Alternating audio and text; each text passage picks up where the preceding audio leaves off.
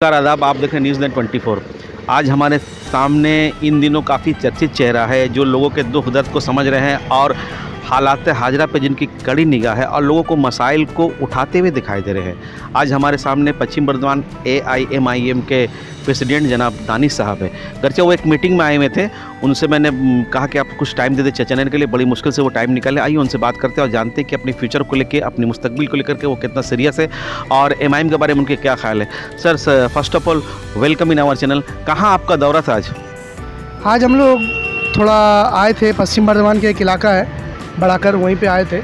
तो उसी दौरान कुछ लोगों से मिलने के लिए गए थे, तो रिटर्न आते वक्त आपकी फ़ोन आई तो सोचा कि आपसे बात कर लो, इसीलिए मुलाकात कर ली। आप तो बहुत एक्टिव है, हम तो देख रहे हैं आप लोगों के प्रॉब्लम को उठा भी रहे हैं, लेकिन आमतौर पर बार बार एक ही बात आता है कि जो AIMIM ये BJP के B टीम है, जो लोग ये कह रहे हैं उनको क्या बोलोगे?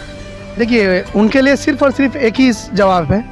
जो लोग असदुद्दीन अवैसी साहब को या MIM को BJP का B टीम बोल रहे हैं, वो खुद वो सवाल क्यों नहीं उठाते सांसद में, वो खुद वो मौजू पे क्यों नहीं उतरते हैं। आप देखिए, कल रेल पार में जो मसला, मैं 4 साल बच्चा का जो मुद्दा को मैंने उठाकर लोगों के सामने उजागर किया, उस पर वो मंत्री जी का खुद का विधानसभा है, वहाँ से डिप्यूटी मेयर है, उस बच्चे का कुछ नहीं हुआ।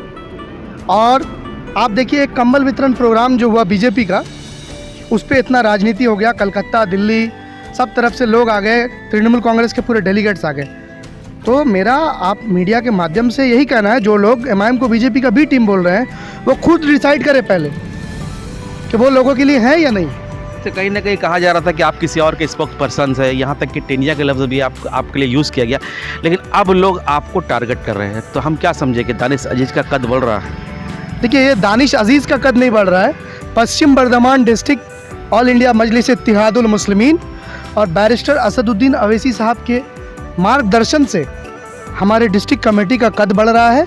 तभी जो लोग कल दिन तक हमें गलत अल्फाज यूज़ कर रहे थे, आज वो अपने टारगेट बना कर रख रहे हैं। तो ये हमारा सक्सेस है सर।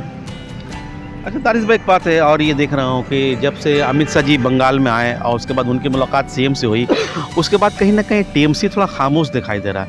इसके पीछे क्या लॉजिक आप समझते हो? देखिए, RSS को अच्छा बोलना, मोदी जी खराब नहीं है, उनकी पार्टी खराब है।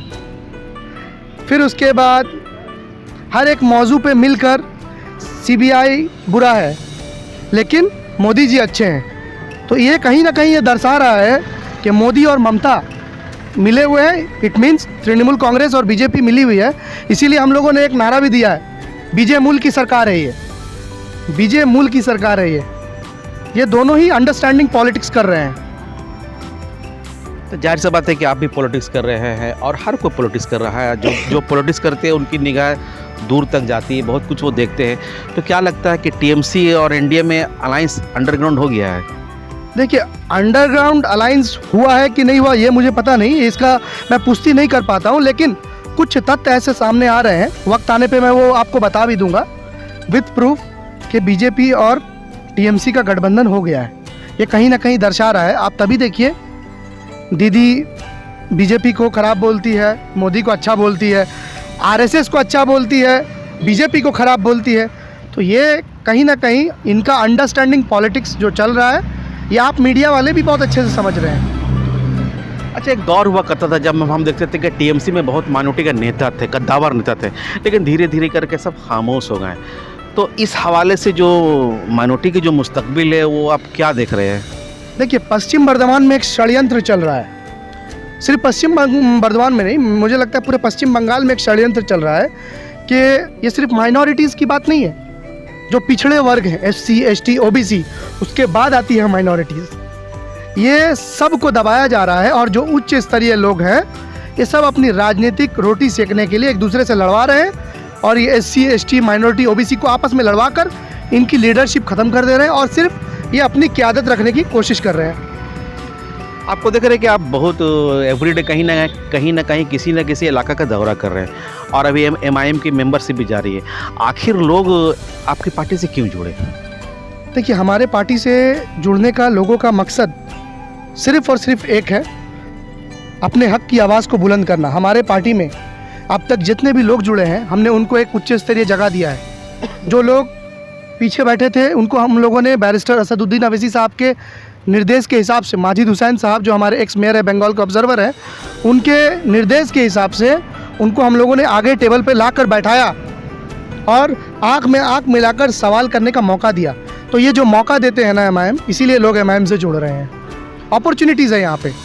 अच्छा, अभी कॉरपोरेशन बोर्ड की बात की जाए, ये कहा जाता है कि तृणमूल कांग्रेस की जो सरकार है ये हमेशा गरीबों के पास खड़ा रहती है, लोगों का दुख दर्द को देखती है और भलाई करना चाहती। तो आखिर क्या वजह कि अब तक आसनसोल म्यूनसिपल कॉरपोरेशन का ब्यूरो चेयरमैन का इंतखाब नहीं हो पाया? देखिए, ये इनकी नाकामी है। ये इनकी नाकामी इसलिए है, ये किसी दादा या किसी दीदी या किसी भैया या किसी बाजी या कोई मंत्री का भाई या कोई मेयर का बड़ा भाई छोटा भाई बुरा ना मान जाए, इसलिए बोर्ड नहीं बन रहा। और इनके बोर्ड नहीं बनने की वजह से आसनसोल म्यूनसिपल कॉरपोरेशन इलाके के डेवलपमेंट रुके हुए हैं। आसनसोल म्यूनसिपल कॉरपोरेशन इलाकों के जो लोग हैं उनको डेवलपमेंट से वंचित किया जा रहा है, एडुकेशन से वंचित किया जा रहा है, जिसका सीधी असर हमारे आने वाले जनरेशन्स के ऊपर पड़ रहा है। कोविड की वजह से देखिए सर, इतने दिन सब काम रुकी हुई थी, कोविड है। अभी 1 साल से कोविड भी नहीं है, आपकी सरकार भी बन गई, दीदी मुख्यमंत्री भी बन गई, विजय मूल की सरकार भी बन गई मिलीजुली करके, फिर भी कॉरपोरेशन का बोर्ड नहीं बन रहा। जबकि 106 वार्ड में फुल बहुमत से ये लोग दंगा, बम, गोली, हर तरह का असला यूज़ करके कॉरपोरेशन तो बना लिया। तो इससे आप अंदाज़ा लगा लें, ये सिर्फ बूथ को दखल कर सकते हैं, इनके पास आइडियोलॉजी नहीं है पार्टी चलाने की। अच्छा, आप आइडियोलॉजी की बात कर रहे हैं, तो जो नई नस्ल है जो पॉलिटिक्स करना चाह रहे हैं वो किस आइडियोलॉजी को लेकर के पॉलिटिक्स करें? देखिए, आज का जो अपकमिंग जनरेशन है और जो न्यू जनरेशन जो पॉलिटिक्स करना चाह रहे हैं या जो लोग पॉलिटिक्स से जुड़े हैं, मेरा एक मशवरा है आप मीडिया के माध्यम से, हो सकता है मेरी बात बुरी लगे उनको, लेकिन मैं ये बात बोलना चाहूँगा, दलाली किसी का नहीं होना चाहिए। कोई एक मंत्री या कोई एक एमपी या कोई बॉम्बे का एक्टर आकर आपके सर पे बैठा दिया जाता है और आप उसकी सेल्फी और फ़ोटोज़ के चक्कर पे आप अपने डेवलपमेंट को रोक रहे हैं, आप अपने बच्चों के एडुकेशंस को रोक रहे हैं। तो ये नहीं होना चाहिए। आपके अंदर अगर पॉलिटिक्स करने की सलाहियत है तो आपके अंदर आँख में आँख डालकर बात करने की भी सलाहियत होनी चाहिए, तब आप पॉलिटिक्स कीजिए, वरना आप अपने घर पे बैठिए। अच्छा दानिश भाई, अगर बात की जाए कि चूँकि अब पॉलिटिक्स का ट्रेंड चेंज हो रहा और अब कहीं पॉलिटिक्स में मनी, मसल और पावर ये बहुत ज़रूरी हो गया, तो आप जिस बेबाकी से बात करते हो, जाहिर सी बात है कि बहुत सी मुद्दों को आप हुकूमत के ख़िलाफ़ भी उठाते हो, तो क्या दानिश को खौफ लगता है या डर लगता है? देखिए, मैं असदुद्दीन अवैसी साहब का सैनिक हूँ, सबसे पहली चीज़। दूसरी चीज़, असदुद्दीन अवैसी साहब ने एक चीज़ सिखाया, डर क्या होता है। ऐसा नहीं कि डर हमें नहीं लगता, हाँ डर लगता है ना। हमारे बच्चों को पढ़ाई नहीं मिलेगा, एडुकेशन नहीं मिलेगा तो डर लगता है। कल दिन अगर मेरी किसी बहन के साथ नाइंसाफ़ी होगी तो डर लगता है। कल दिन अगर किसी समाज में बुरा हो रहा है तो डर लगता है। और बाकी ये दल्लों से मैं डरने वाला नहीं हूँ।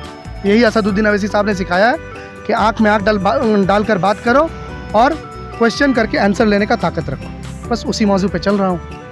चलिए, चलते चलते आखिर सवाल ये कि अब कुछ ही दिनों के बाद नए साल आने वाली है और इस नए साल पे जो बंगाल का अवाम है उनके लिए आपकी क्या पैगाम है?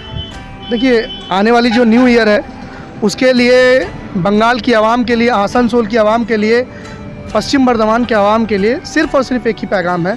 आने वाला नया साल हम सबको एक अच्छा साल महसूस हो। उम्मीद करते हैं आसनसोल कॉरपोरेशन में बोर्ड भी बन जाए और हमारे आसनसोल में एडुकेशन का माहौल हो, एक अच्छी हेल्थ हो। आप देख रहे होंगे, जाते जाते एक बात मैं आपको बताना चाहता हूँ, आप लोग उस चीज़ पे थोड़ा गौर करें। हाटन रोड से लेकर गवर्नमेंट हॉस्पिटल तक का जो रोड है उस पर ट्रैफिक व्यवस्था बहुत ख़राब है।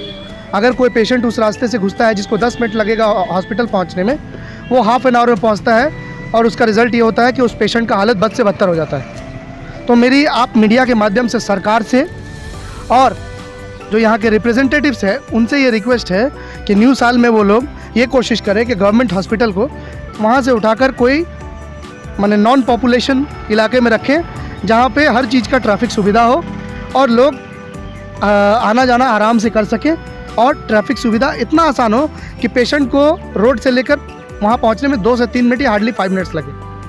अच्छा, लास्ट क्वेश्चन है कि रेल पार में हम देख रहे हैं कि थोड़ा कहीं ना कहीं गंदगी का अंबार दिखाई दे रहा है, इसके बारे में क्या बोलेगा?